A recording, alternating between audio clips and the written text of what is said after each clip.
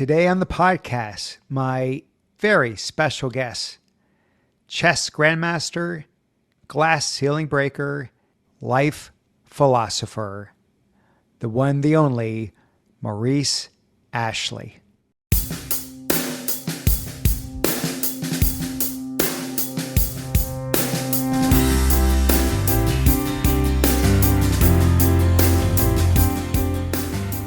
Welcome to the Art of Excellence. In the words of Aristotle, excellence is never an accident. It is always the result of high intention, sincere effort, and intelligent execution. I am your host, Glenn Zweig.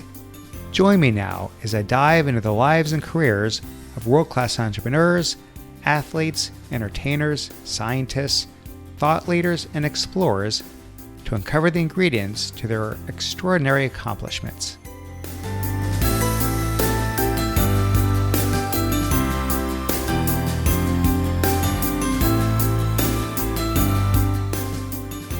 My guest today is Maurice Ashley. Maurice is a chess grandmaster, a chess commentator, a national championship coach, and an author. In 1999, he earned the title of Chess Grandmaster, making him the first African American Grandmaster in the game's history, and was later inducted into the U.S. Chess Hall of Fame. His latest book is titled Move by Move: Life Lessons on and Off the Chessboard. Maurice, welcome to the show. Thanks for having me. So for the last maybe 3 or 4 minutes, knowing that you were coming on, I take these interviews really seriously. I've got nerves, and I sort of calm myself down by doing deep breaths. I do laps around the office just to sort of, get it out of me. And so by the time you jump on here, I'm feeling calm and relaxed and in the zone, so to speak. So what do you do when you've got, or when you had in the past, a really, really big consequential match? What would you do going into the match to get yourself in the right space? Well, you don't have to be nervous talking to me. I'm not the boogeyman. I'm nervous with anyone because I want to get it right. And I think that that's the key right there, is the idea that we have to get things right. We feel like there's an end result that we have to hit. And if we don't hit that end result, then whatever happened doesn't matter. And I guess, we have performance metrics at work and in school, certainly you get graded. And it's an unfortunate structure that increases that pressure on us. I understand that results matter, but the fact that you have to have this great result, regardless of what you do, is what adds that additional pressure. So for me, I also suffered nerves, of course, and I think nerves are a part of wanting to do well, and everybody has nerves, no matter who they are. So things like breathing, things that get you back to your normal state. What is our normal state, right? It's the state we have when we're just chilling, watching TV, talking to friends. We want to be in a normal state in terms of our heart rate. But there is the issue as well of, as when you're about to perform, we don't want you in couch potato state, because if you got no pulse, if you're just sitting back, you're not going to be able to be an elite performer. So it's important also that you have some of that energy in your body, some of that nervous energy. It allows you to fight and not flight, right? Even flight as well if you need it. Yeah.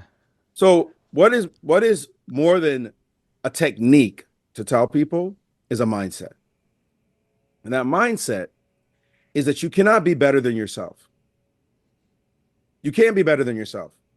I mean, maybe one day you'll seemingly outperform yourself for whatever reason, which you would normally do, but that's still within the range of your performance, of your ability to perform, right? You are not going to jump suddenly like Michael Jordan because you set your mind to it, unless you're already an elite performer.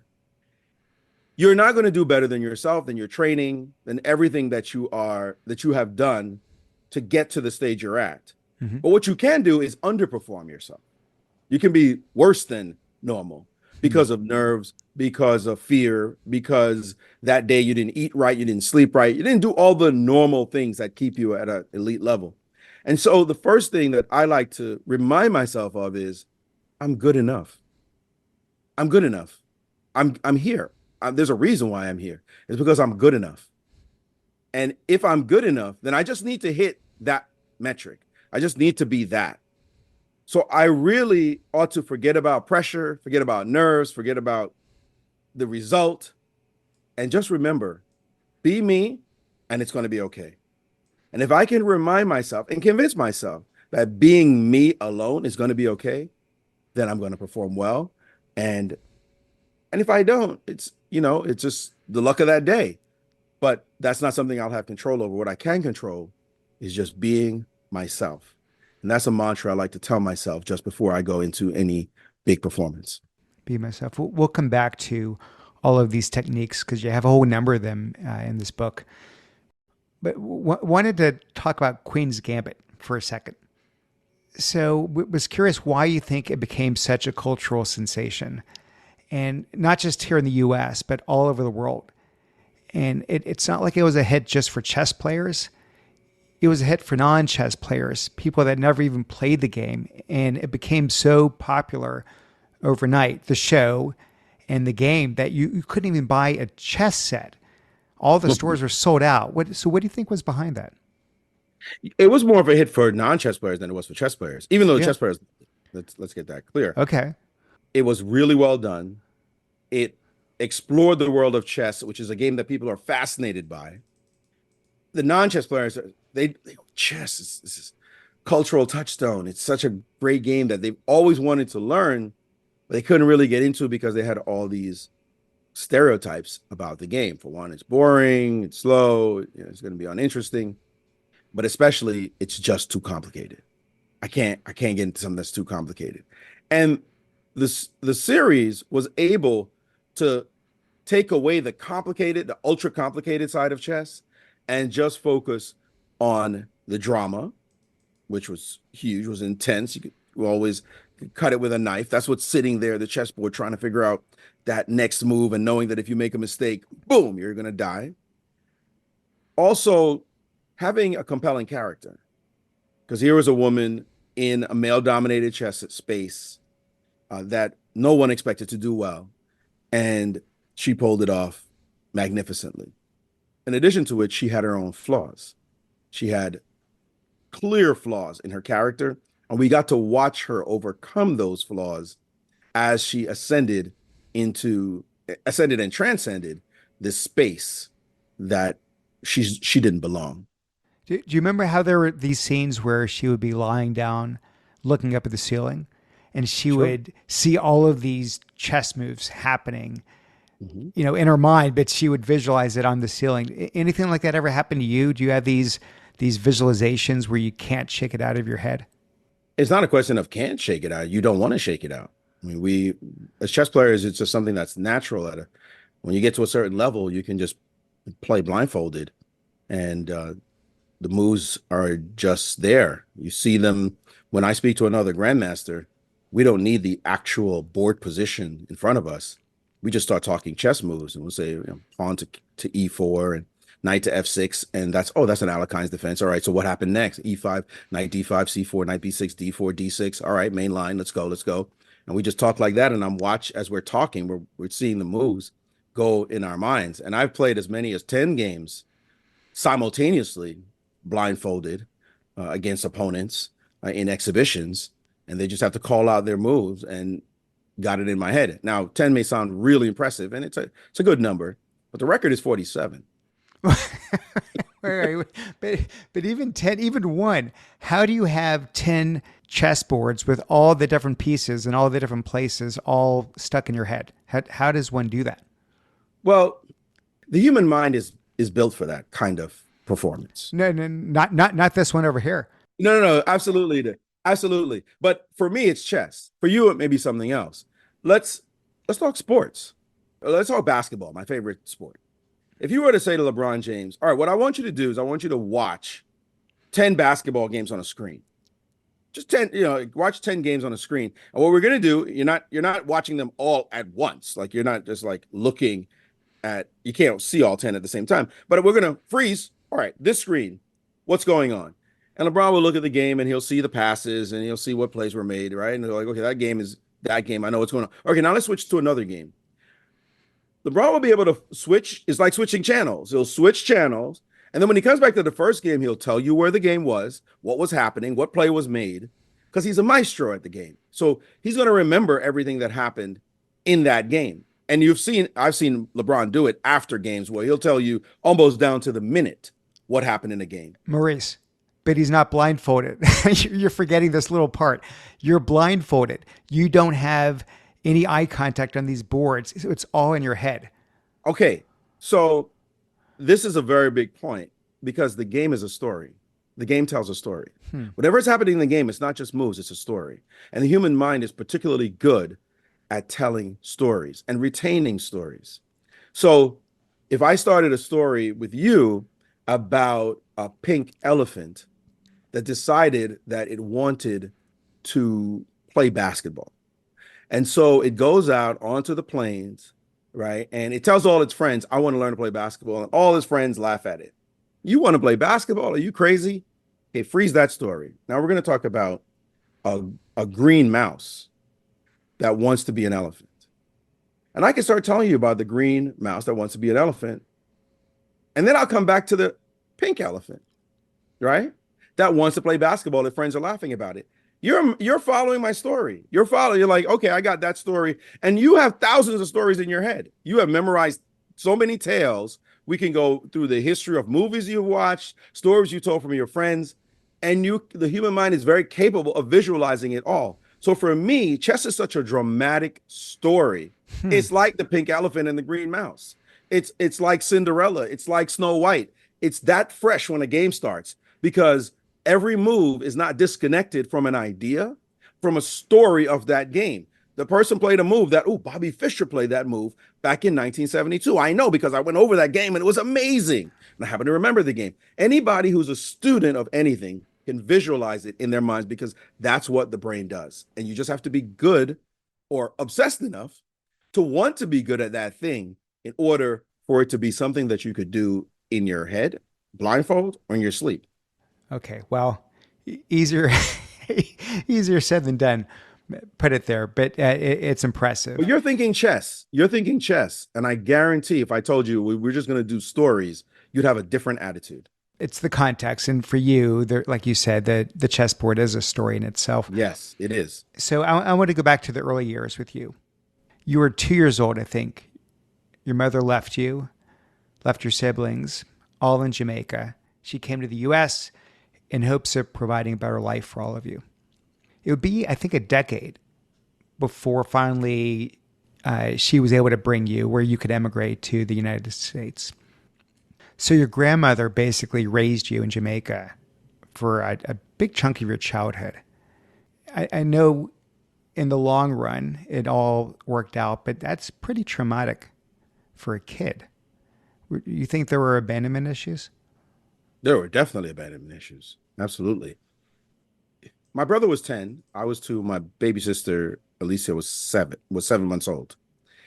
And so I really can't imagine for the 2-year-old me, I can't remember that far back, what it meant when my mother went on that plane on April 3rd, 1968, and left. And for me to say goodbye at that moment, I don't know the tears that I cried. I don't know the reaction that I had. I still had my grandmother and I still had my brother and sister. I still had my uncles. So my mother leaving, it was hard to remember what the trauma was like. But I do know that as I grew up, I understood that my friends had their mothers around, had their parents around even, and I didn't. And there were times when you get a good grade at school. I was a very good student, so I get good grades, and there was no mom around to say, "Wow, that was awesome." Or when I was upset about something that I wanted to share with you, naturally a kid wants to cry on your mom's shoulder or in her lap. and she wasn't there. And so I felt that. I felt that very keenly. Hmm. And it's something that really followed me throughout my adult life, even when I thought that it was resolved when we finally got to live together again when I was 12. It took me many years later, before I finally resolved it when I confronted her on this topic after I had my own child. And that was just a shock for me to think about how could this woman have left her children? Like, I couldn't leave my daughter for 10 months, much less 10 years. Like, how is that even possible? And she explained it really well. She said she suffered during that time period. While I was wallowing in self-pity, she had to leave her 3 children behind because she wanted a better life for them. She wanted to raise them out of deep poverty. And that was the way she saw was the way out. And, when she came to this country, April 3rd, I mentioned 1968, the very next day was April 4th, 1968, when Dr. King was shot and killed in Memphis, Tennessee. Mm-hmm. And that was devastating. Like, here she came to this line of opportunity. She wants to change fortunes of her children, and the country goes on fire, like complete division, hate, violence. But she toughed it out. Right at that moment, she said, I can't go back now. I can't run away. I have to do this for my kids. And so she soldiered on. And when I understood the deep love it took to make that sacrifice, and because I had a kid, it wasn't just about separating from it. What are you ready to sacrifice for this baby? And then I got it. It's not, my mother did an amazing thing. Hmm. And that cleaned out and cured all the abandonment issues for me, and connected us in a profound way. Hmm. Well, whether it was your mother or your grandmother, there's this fierce competitive streak in the family. You're not the only driven one. Your brother, I think, was a 3-time kickboxing champion. World kickboxing champion, yes. World kickboxing champion. And your sister won, I think, 6 world titles in boxing. Correct. So they were the jocks, and you were the family nerd. Is that the gist of Yeah, it? exactly. That's how it stacks up. I mean, I was definitely very physical. I've always been fashion myself an athlete, but that's my performance, or what I ended up doing, was very much in the line of mental athlete rather than Mm-hmm. physical athlete. And yeah, I have 2 extraordinary siblings. Actually, I have 2 other siblings on my father's side Mm-hmm. who never won world titles, but my middle brother, Anthony, he's a black belt in karate, was in the Marines, so very much a high performer. And the big sister, Cheryl, of the family, she was the one who went into business and had 3 kids, and may seem like the normal one. But if you sit at the dinner table and we start playing board games, she's the biggest trash talker of all of us. So it's super funny how competitive we all were. My dad was also very competitive. We didn't live with him because they had separated so early, Mm-hmm. but we would visit him on the weekends. He moved to the U.S. as well, and we would visit him on the weekends. And he was a card shark, and like dominoes extremely well. He could tell what was in your hand based on how the game was going. He would just start telling all of us what our last cards were. You think about me playing blindfold. I got a lot of that from him, the ability to just Hmm. analyze, see how a person thinks, follow their train of thought. So our whole family really is super competitive. Hmm. Well, I was trying to find some thread in terms of explaining it. And you mentioned that your grandmother used to say to you, maybe the others as well, over and over, Jack of all trades, master of none. So it sounds like she wasn't really wanting you to explore the world so much as to focus in one area and really master it. So was she the one that was pushing you really hard, pushing your siblings to pick a lane? Well, she was definitely a tremendous woman. She had 7 children of her own. 2 of them passed away very early in their childhood. She raised those kids, and she was a teacher, and she was a student of life. And so that mantra, which I really hated hearing, I just like hated it because I was interested in a lot of things. But as you said, she really wanted you to pick a lane. That was the world of success to her, that you pick a lane and you, in very determined fashion, go after it. And so, yes, that was a huge lesson we learned at her knee. Of course, we learned the idea of sacrifice and determination as well from her and my mother, my dad, who I didn't really, I discounted his influence on my growth until much later. You know, you come to understand these things only when you're grown. Mm. But he was a dancer. I called him a card shark, but actually his profession was dancing. After being an accountant, by the way, he took up dance very late in life Hmm. and in his 20s. He was always a good dancer, but then he turned into a professional dancer when someone spotted his talent and said, "What are you doing crunching numbers? You know, you should be in this field." And he ended up dancing for Martha Graham, the Martha Graham Dance Company, and then traveled the world doing dance. So we had fantastic role models, I think, success around us, and people who were driven, that's the word. They were driven to do something and refuse to give up on it. And we saw that. My grandmother gave that, but no, there's no one explanation usually. Yeah. You've got multiple examples around you, and that really reinforced it for us. Yeah. I think you were 14 years old when you first got exposed to chess, Correct. which sounds young, but it's almost over the hill in terms of competitive chess, right? Yes, actually, I was first exposed to chess when I was about 8 or 9 in Jamaica, Oh, okay. where we played a lot of board games in Jamaica. So we played dominoes and this board game Ludo, which is a very special game for us in Jamaica. You name it, cards. We'd play any board game because television wasn't a big thing way Mm. back then. But I didn't really play that much. It was one of the games.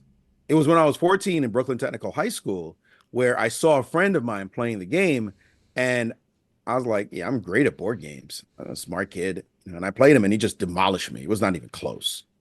And I didn't understand it at all. And then I ended up, very luckily, saw a book in the library and it was like, oh, there are chess books? That's it. And the competitive side came out, grabbed the book, studied it, went back to play my friend, and he crushed me again. And it turns out that he had read that book and a bunch of other books. And that started the real love affair with the game. But later, I would find out very soon later that kids who become grandmasters usually pick it up at around 6, 7, or 8 years old because chess is very much like a language, and exposure to it early is beneficial. Hmm. Just the way a kid could pick up 2, 3, 4 languages as long as you expose it to them early without any real effort. They'll just start picking it up as long as they're in the environment. That's how chess is. So I had a lot of catching up to do, but fortunately, I was so hooked, so obsessed that I just studied all the time. To me, it was my college degree, if you will, and I Yeah. had to just keep studying and studying because I wanted to get that good. Yeah. So look, I don't want to stereotype, but I'm guessing there weren't too many African American role models in chess to emulate. Actually, there were a ton of African American role models, but not at the highest level. Not at the highest levels. That's important. Not at the highest levels. There were no grandmasters, so there was nobody to look up to in that way. But in my neighborhood in Brooklyn, there were players who, first of all, played chess in the parks, who were not professionals in the chess ranks, but were professional trash talkers. So it was always entertaining to go to the park and play chess, and these guys are trash talking and playing music and just having a great time. So at least it was a group to go to. And then even more special was a group of largely African Americans in a school, in a place they called, it wasn't even a place. It's a school without four walls. They called the Black Bear School. And the Black Bear School was this group who studied chess seriously. And they called it the Black Bear School because their mantra was, if you see a black bear in a forest, you must kill it. Because if you don't, it'll just keep on coming. And that was their warrior spirit, warrior attitude. So I had those guys to fight. I was just a teenager playing against these grown men, but they saw that I had talent. But the way they taught you is by kicking your ass. Like, it wasn't sitting there, we're going to show you Mm. moves. No, we're going to beat you to death. Then you go home and study, and you better bring it next time. And so those gentlemen, many of who have passed on, and thanks to them, truly I am who I am today. But just to go back to this point, because I think it's an important one, there were no African American role models at the highest levels. There were no African American chess grandmasters Correct. because you became the first one.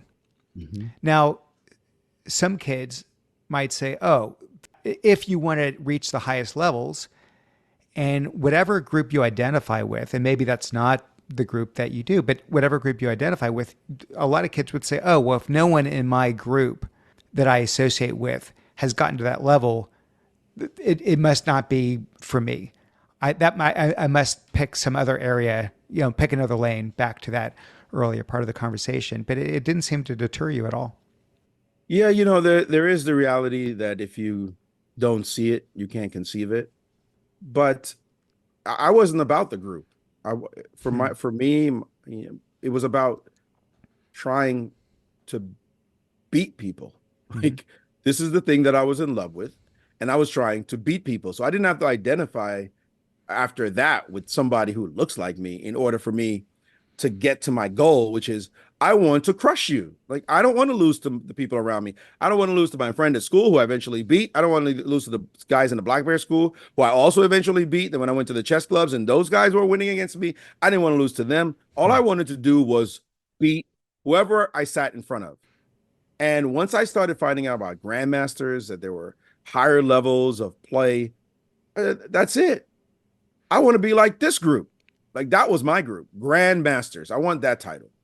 And so, as much as people around me, when I started getting near that level, I mean, trust me when I tell you, African American chess players were looking at me like, "Hey, man, you got to do it for us. Check Hmm. that for us, right?" Like, that was what I'm trying to do this for myself.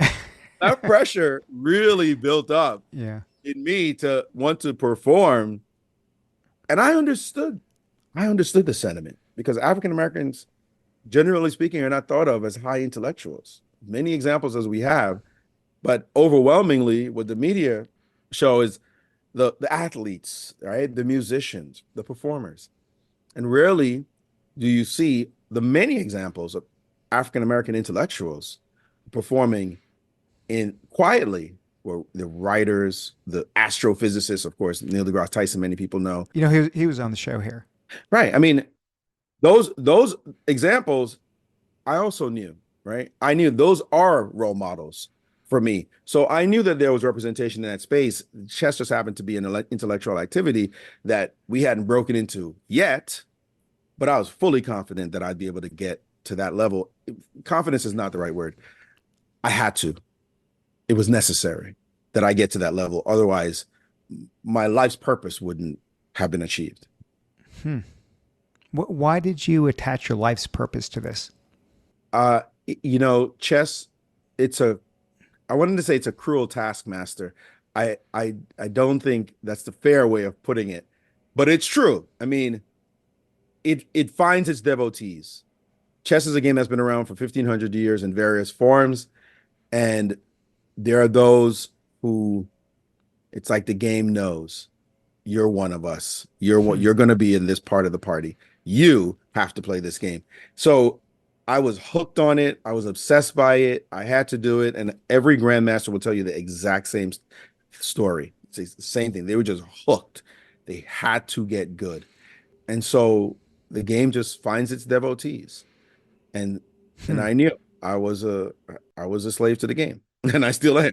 I can't get out. I can't get over it. I no longer compete. I no longer even do commentary. I write about it, as you know, I've written about my books. I speak to corporate audiences, but every day I'm on my phone and there's an app on my phone. It's a chess app, and I'm either checking the latest chess news or I'm creating a chess puzzle to get my students or the general chess public. When I Yeah. post on Twitter, here's another puzzle. It's in. Can't escape it. Let's get into dissecting the game a little bit. And to illustrate the complexity, you mentioned this, which I found fascinating, which is that after each player makes one move, there are 400 different possible positions. After two moves each, 72,000 possible positions, 9 million after three moves, and then close to three. I think 288 or 290 billion after 4 moves. It's just unfathomable. So it essentially debunks the myth that elite players are able to calculate 5, 10, 20 moves ahead with every single position. And I think your point of this is that there are just simply too many permutations to do that. And therefore, you have to end up relying way more on intuition than you do on brute force, on memorization and calculation. Could you talk about that? Intuition plays a role, a large role. And don't get me wrong, we as chess players, we are able to calculate 5, 10, 20 moves ahead. But those are in very narrow corridors. Important to note that there are some positions where moves are absolutely forced. There's nothing else to do. In the game of chess, if I check your king, you must respond to that check. The king is under attack, something must be done. And because of that constraint, I can look at the board and say, well, maybe your king can move to the left or he can move to the right. There's only two things to do. Let me see if I can check you again. And so I can keep calculating down these very restricted lines where you have to follow the rules of the game. You have really no option but to do that. So it's very easy to calculate, easy for a grandmaster to calculate many moves ahead within that small window. And I could teach you how to do, okay, maybe not 20 moves, but certainly a set number of moves, because you'll be going, okay, you can only move left or right. Like, so I just need to look at those two. But in the vast majority of situations, it's not like that. It's, I got to move, and you have about 5 different reasonable replies. And if I start trying to analyze your 5 different reasonable replies with my 5 different reasonable replies, to which you will now have another 5 reasonable replies around every single ply, my brain explodes. Nobody's doing that. So what we have on our side, we have experience. We played so many games. We know what good moves look like. We have intuition. We can also be imaginative and creative in moments and play a move that may throw your opponent off. But very importantly, we have understanding. That's what we really have. We have understanding. We know that there are certain things that make sense and other things that don't. And I can smell a fishy move a mile away. As soon as it lands on the board, I don't even have to look twice. I just see the move and I go, that can't be right. Like, that just looks dumb. I haven't calculated a move yet, but the move either doesn't control the center of the board, which is the most important part of the board you want to control. It doesn't protect your king.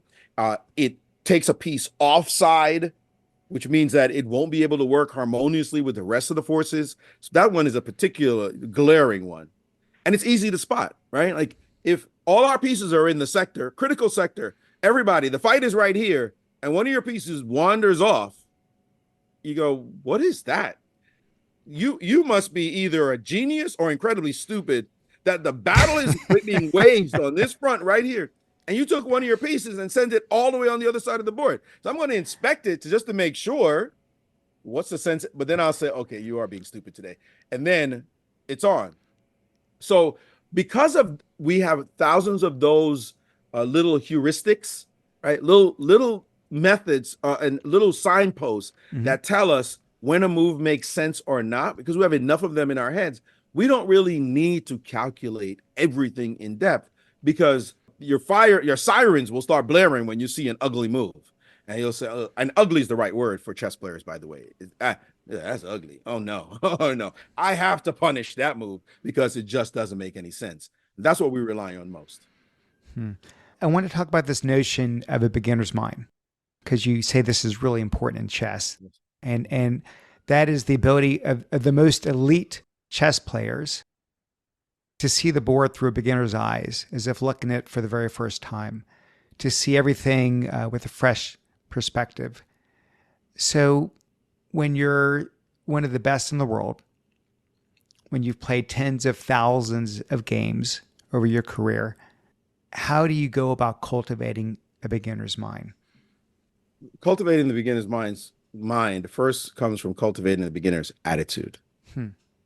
Okay? And recognizing that everything you're looking at, you don't really see perfectly. perfection is not something we're aiming for.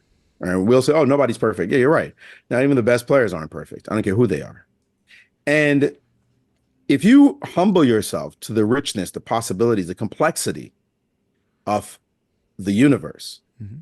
and even in your field, the inherent complexity in your field, then you will have that attitude, that humble mindset that allows you to say, there must be something here that I'm not seeing.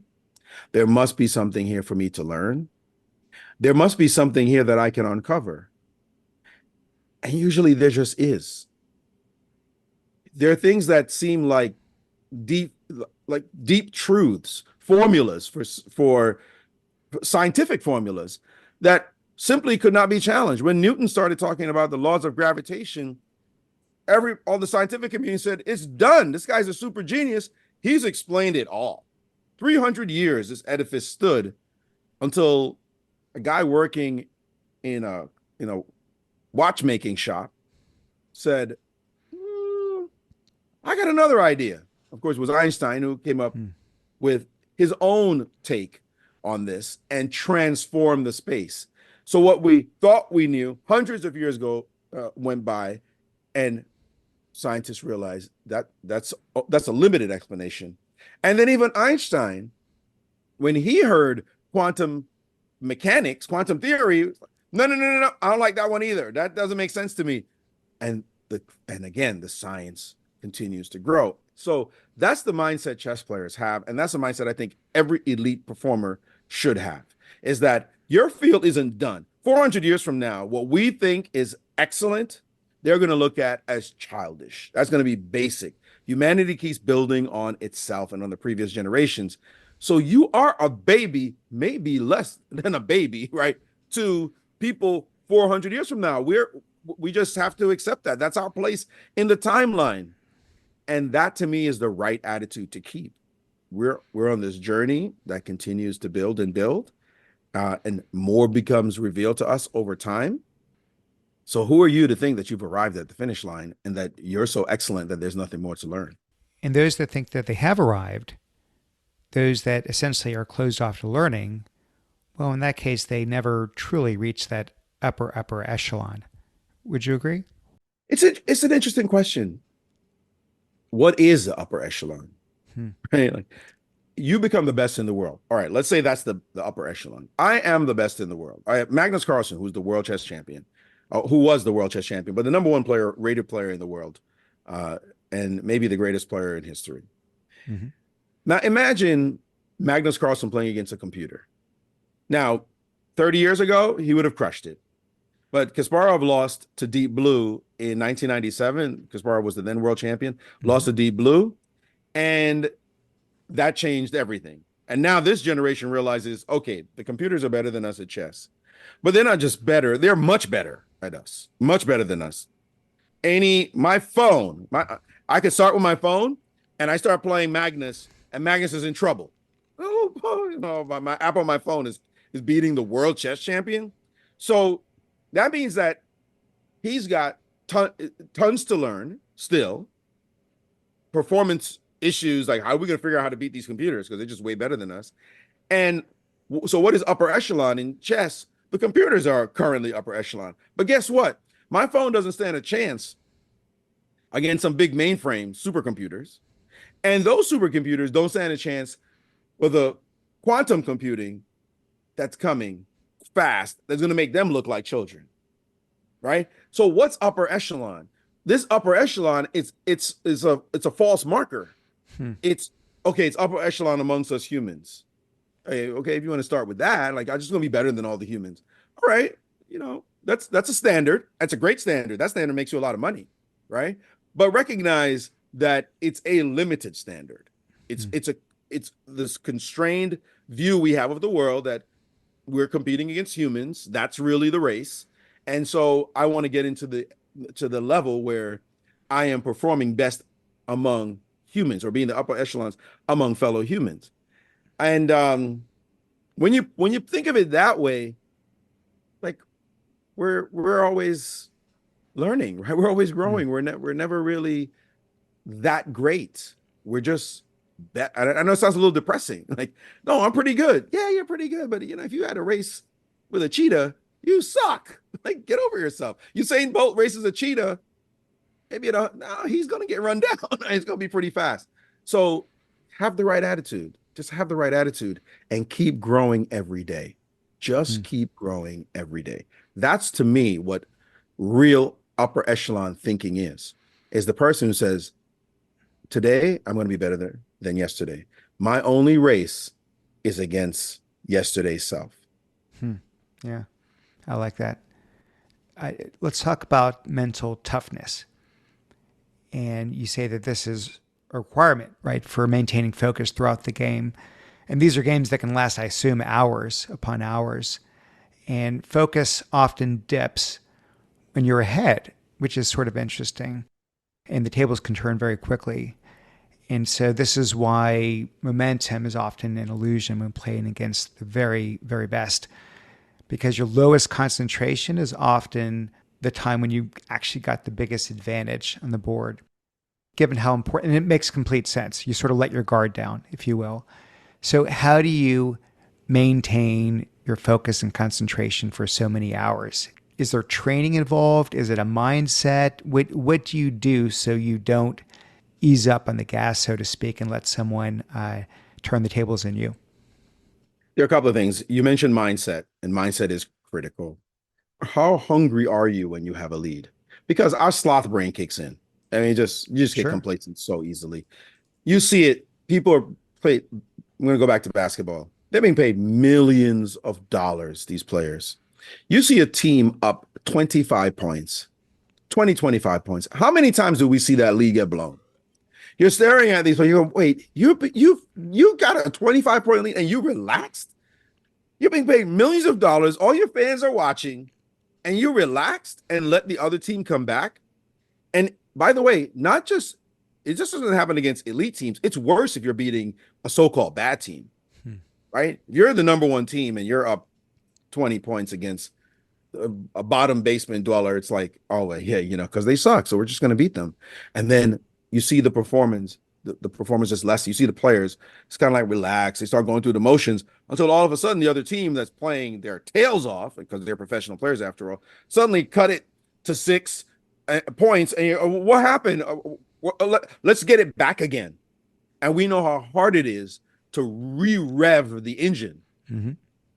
So experience should tell you to have the right mindset. Experience, if you've watched competitions of all types, it's not just basketball, all across the sports spectrum, tells you it is easy to get lazy when you're leading, and it's hard to re-rev that engine to make you go in a positive direction, especially when your opponent is getting super confident, uber confident now that they're coming back.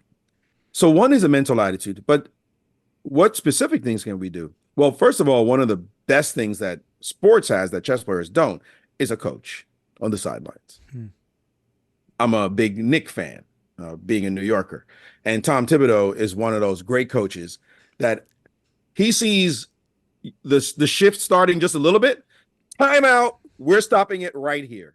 So someone who is watching on the side is huge. Somebody you can trust, who's seeing it happen and is going to make it stop in its tracks. I'm going to warn you, hey, it's happening right now, for you to say, oh, okay, sorry, I lost focus. But in a lot of situations, particularly when we're playing chess, we don't have a sideline coach.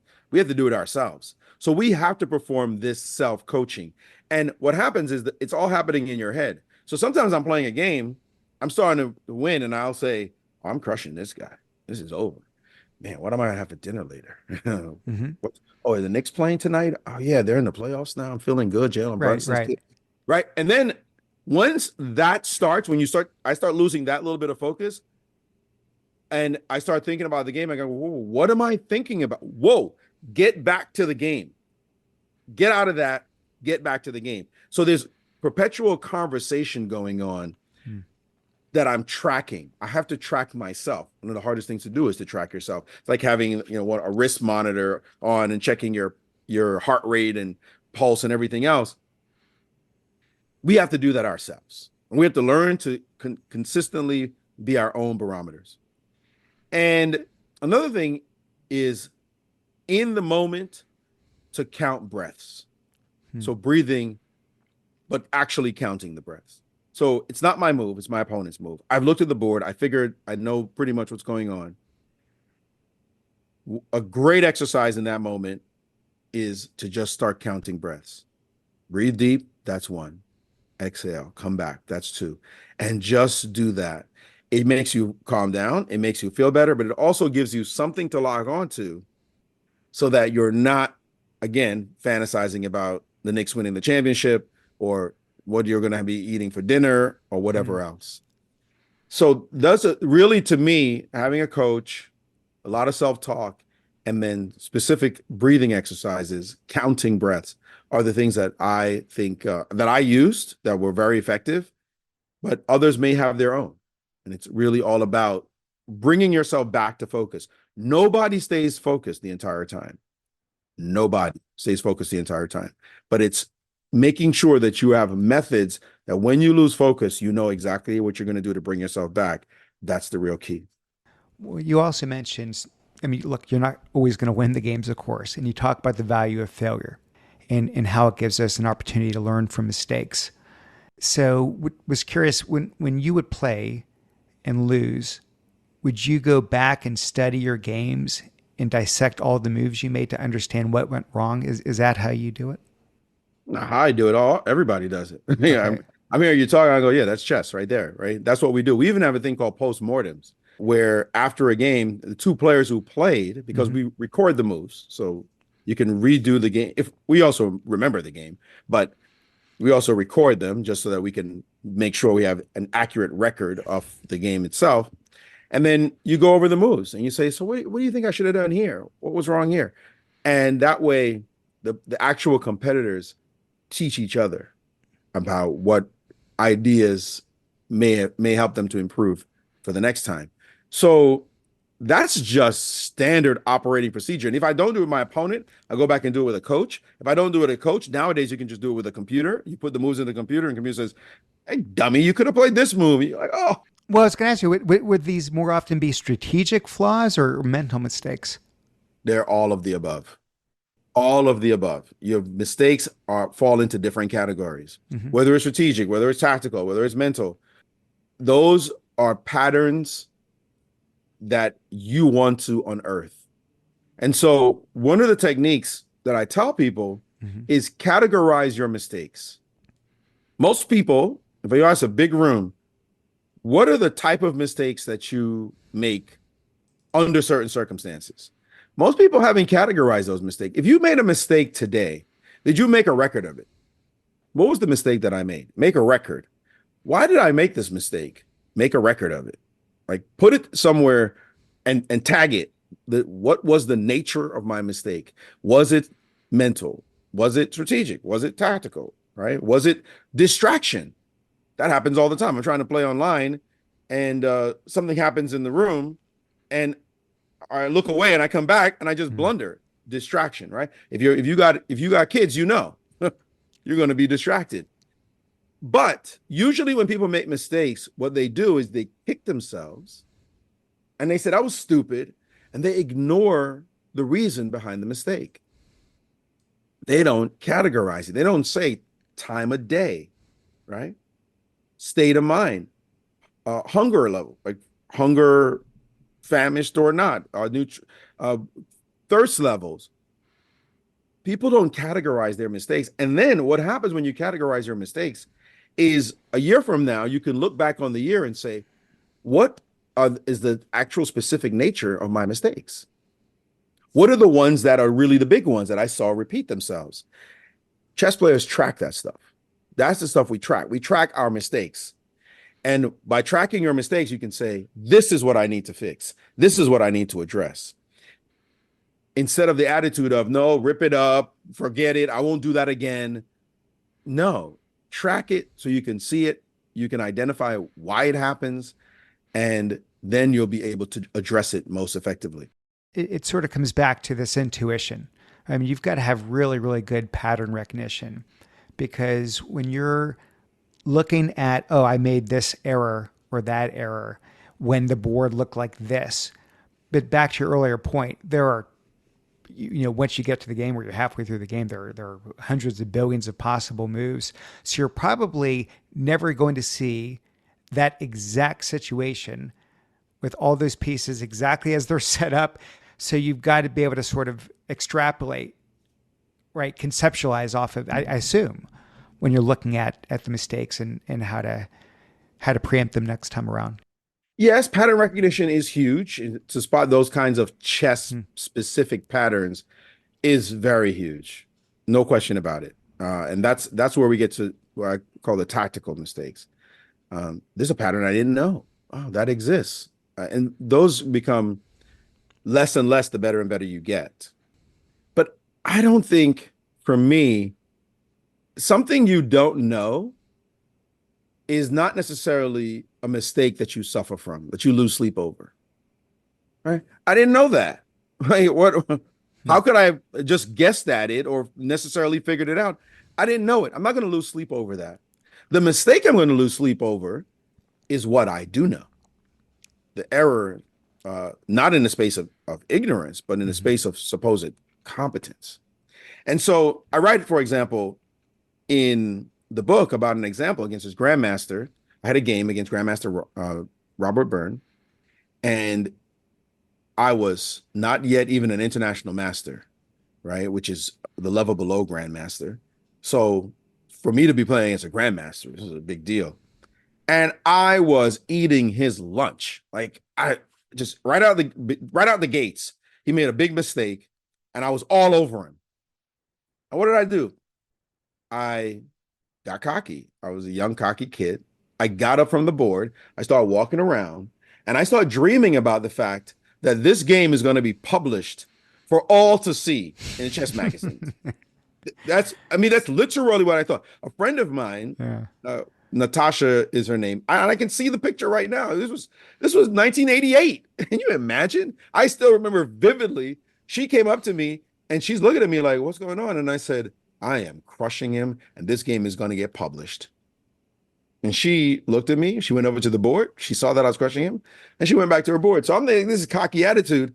I go back to the board. He makes a move. I sit down, and I bang out the next move, and it's a mistake. And the game turns around, and I'm in a dogfight, and we're struggling. And he's got the advantage now, and it's another 30 moves before it's an even position. Like it's going to be a draw. I Hmm. survived, and right at that moment, I offered him a draw, but he wanted to beat me badly, so he declined. He's like, "No," and he immediately makes a mistake, and I win his queen, and he has to give up. Now, two things there. First of all, I did that all the time. My pattern was not that I didn't see moves. It was that I was arrogant. It was a personal failing. In the middle of games when I'm winning, I start getting super cocky. It's like I'm back in Brooklyn trash talking you and saying, "Oh, I'm gonna kick your ass. You got no chance now. It's over," right? That doesn't work at the elite level. You've got to stay humble and focused. And it's so easy to say, yeah, of course you do. But your personal failings will come at those moments. And my personal failing is different from somebody else's personal failing. Somebody else, it may be that in that moment of gain, they get conservative. When they need to push harder, they back up and say, "No, no, no, I've got the gain. I gotta stay right here. Let me just uh, massage this advantage and go down to the finish line." Yeah, but that massage might make it easier for your opponent to come back Hmm. instead of just knocking them out. So everybody has their own personal failing, and they have to see the pattern that they fall into in that moment. Now, what was Burns? Burns was ego. This is a snot-nosed kid. Who do you think he is? He's beating on me, right? I'm going to kill him. Even though he could plainly see the game is equal. There's neither one of us is supposed to win. But he just couldn't. He just wanted to beat me still. And so he declined my draw offer and then immediately blundered. And then I won. So you Hmm. see that this what you have to overcome personally can often be more important, that those character traits more important than actual learnings themselves of individualized patterns that help you to play the game better. Well, you come up with this concept. I think it's your concept, or it certainly was new for me. Retrograde analysis. Oh, it ain't mine. It's No. not yours. Okay, so I never heard of this before. I thought it was really interesting. It essentially it's envisioning a future state and then working backwards. I think of it like reverse engineering. So how does that work in chess? How do you use that to improve your game? So a large piece of chess is desired states, right? This is a desirable state. This is the end game that I want to Hmm. get to. Hmm. And so with years of learning and experience and the like, you know what are favorable end games. Like this is an outcome that would be great. If I could have my pieces like that, then this would be fantastic. So you're constantly tracking situations where you can say, it's not from where I am now to try to work out what happens next, but to see where I am now and to note that, hey, there's a possible end game here that I could get to. And what does that look like? And if I know what that looks like, now I have to bridge the two somehow. And I can do it by calculating forward, which is traditional, or I can do it by wondering, but what would it look like before I got to that end game? And what would it look like before that? And by working together, it's not separate, like retrograde analysis is its own individual tool and then it's isolated as such. It's by working both angles together, going forwards and going backwards from the goal to here and from here to the goal, that you are able to come up with the ideas and come up with some nice solutions. Hmm. The idea I first learned in a book, The Chess Mysteries of Sherlock Holmes, by a gentleman, mathematician named Raymond Smullyan. He was also a puzzle creator. And it's just one of those great ideas. In the quote that I have in the book that I absolutely adore is that in order to know the past, sometimes you have to know the future. Hmm. And usually we do the reverse. Like in order to know the future, you should study the past. But this idea was so brilliant, like mind blowing. And he gave a lot of chess puzzles just for you to be able to do that. But it happens so often in life. I mean, there are many examples. I use the most basic example is pregnancy, Hmm. right? If a woman becomes pregnant today, she won't know for weeks, right? She won't know until the signs are showing or until she's built up enough hormones in her body for pregnancy tests to show it. If a star in the sky exploded, well, stars have exploded. We don't know potentially for millions of years, right? Millions of years to know an event that happened and it's all over the night sky because the light Hmm. that's reaching us obviously is from a long time ago. So we won't know for years and years something that happened in the past, and we have no way of knowing until some future occurrence alerts us to it. I talked about it with my mother. I couldn't understand the sacrifice of my mother and get over those abandonment issues until 25 years later when I had my own child. That was the triggering event that made me go back in time and say, hold on a second, that's an issue for me. And then address it with my mother and then have a chance to actually overcome it. So constantly, I think it's a very powerful tool to recognize that the future holds a lot of the answers that you don't know currently. But many times you can even start to think about those futures and use that thought experiment as a way to address things that are happening right now. Hmm. Well, on your quest to become this grandmaster, this goal you had, there was some tournament you're in where you made some mistake.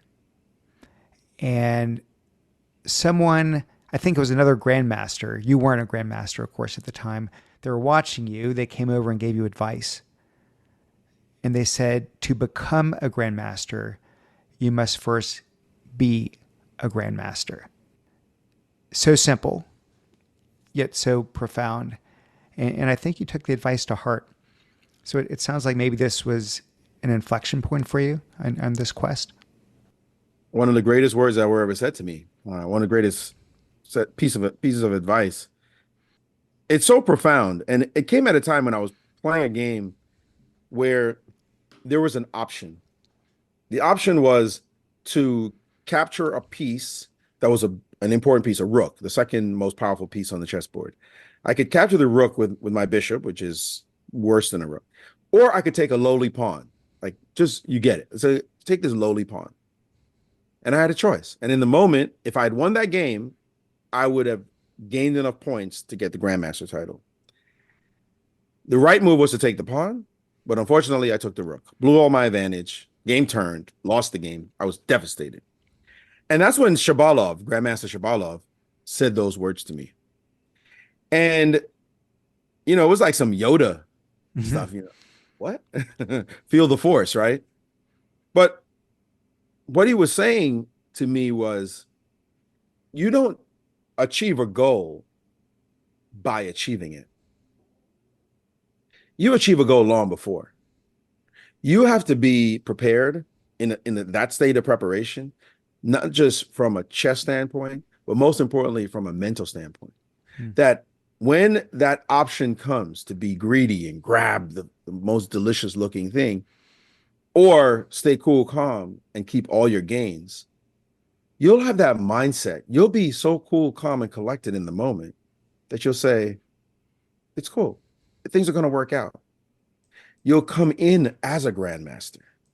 You only prove it by playing the game. In the end, the proof is in you performing for others to see, but it's in the quiet of your own study, of the physical training that you do, in terms of the psychological training that you explore.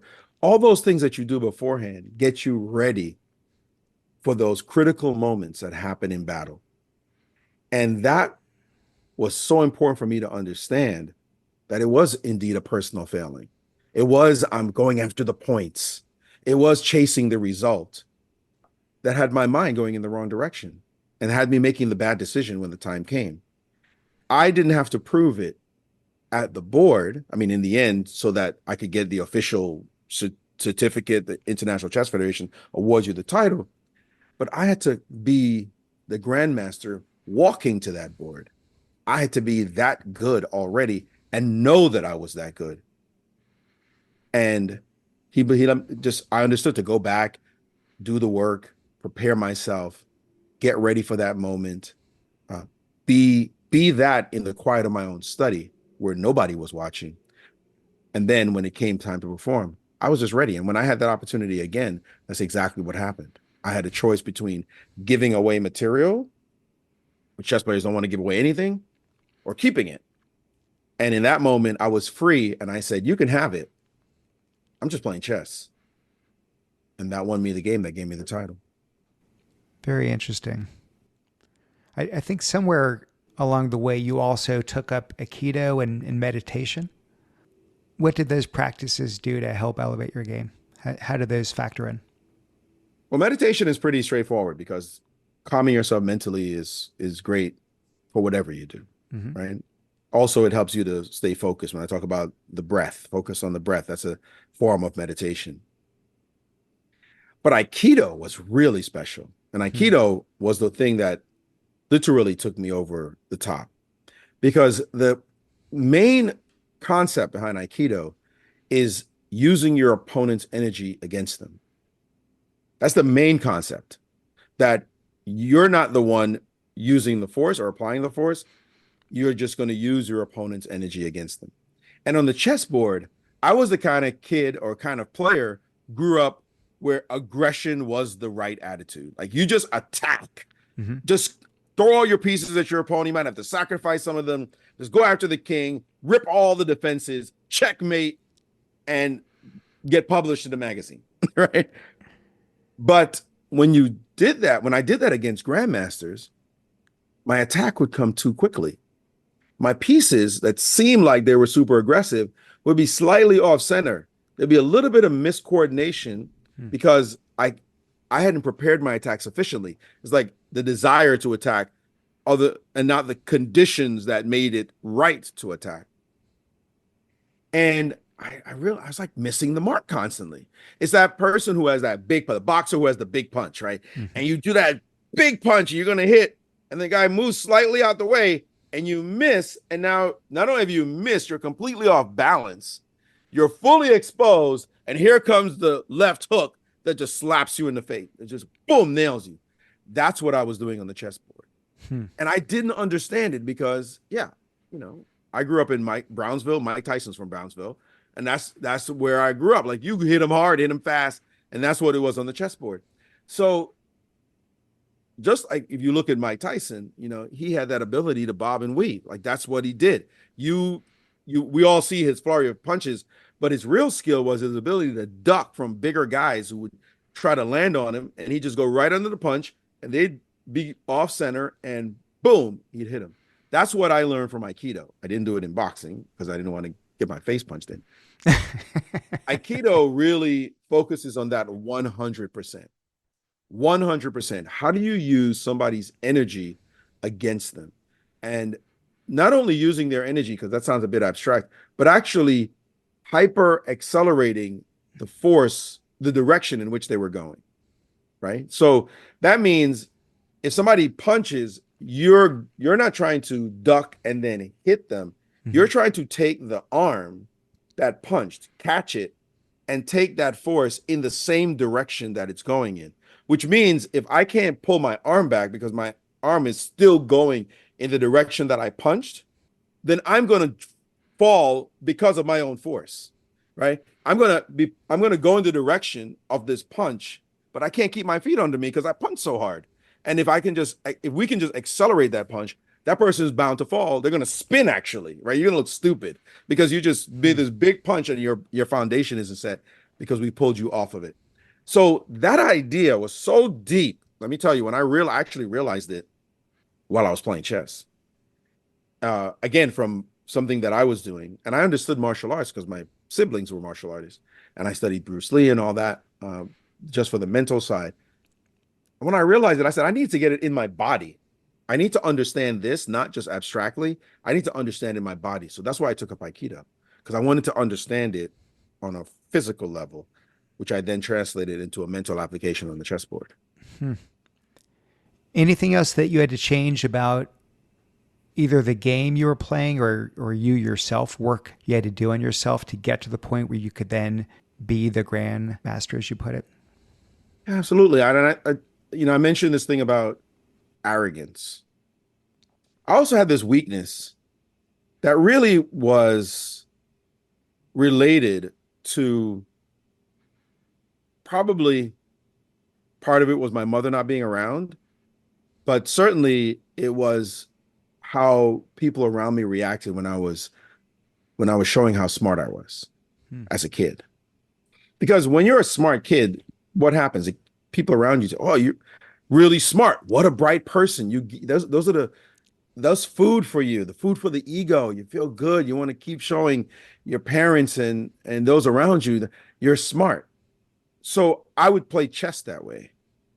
I would play chess not to win the game, but to win in style. I want to show how brilliant I was. And in chess, there are different ways to win. I mean, one is like beautifully, and you attack somebody, you sacrifice all the pieces, you rip the king apart, and it's a game that's remembered forever. But there's also another way to win, which is the slow grind. You just build up your position. You might have to trade a couple of pieces. You play it a little safe. Okay, you build up a little bit more. And slowly but surely, you push your opponent into a corner. They got no moves. And then, all right, maybe I trade down some more. And then I'll win some late end game. Nobody's cheering for those. Like, come on, man. What is that? I'm not interested in that kind of win. That doesn't make me look good. And I will tell you, it sounds ridiculous, but it sounds ridiculous to me now, but I get it why it was. But I always wanted to win the other way.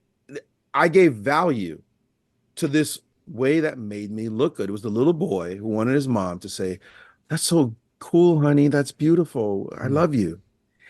And to overcome that was so hard. I can't tell you. Just even now, I create these brilliant puzzles. Today, I understand the motivation and a bit more mature now. But I create these great puzzles for people to solve in chess. And part of it is, again, for people to say, "Wow, that was genius, Maurice. You created that." It's hard to fully overcome something like that. But it is very possible to be aware of it and deal with it. And you overcome that just with time and maturity and seasoning, or was it some kind of mental switch that one day you woke up and you said, I'm gonna care about something different than I've cared about it in the past"? An alcoholic is all once an alcoholic, always an alcoholic. Right? That's what Alcoholic Anonymous. I've never been an alcoholic, but I understand that to be the case. Yeah. I don't think you get over these things.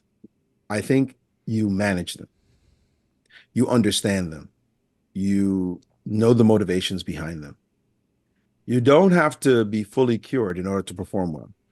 You just have to manage those demons, and we all have them. And so everyone who wants to perform at an elite level should recognize they don't have to be perfect in order to do so. It's in the effort, it's in the conversation, it's in the humility, it's in that approach that will allow you to have a deeper understanding, because your journey will teach you more than arriving at any destination will. We'll wrap with this. The name of the podcast here, The Art of Excellence. I don't know if you listen to any of the other interviews, but I always end it with asking the guest to define that word excellence. What's it mean to you? Excellence for me is improving every single day. It's being humble enough, maintaining beginner's mind, knowing that you don't know everything and you never will. Thank goodness. I would hate to know everything about chess. I would literally hate to just be sitting here going, I know it all, because then there'd be nothing left to explore. It would be done. So excellence is improving every single day. I like it. So I'm 55. If I start chess now and I improve every day, how old am I when I get to Grandmaster? I'm guessing it's the next Don't worry life. about the destination. Don't worry about the destination. It's the journey. It's the journey. I love it. Maurice, I love the journey of this interview. I know there's so much more we could have talked about, but I love the book. It was such a metaphor for life.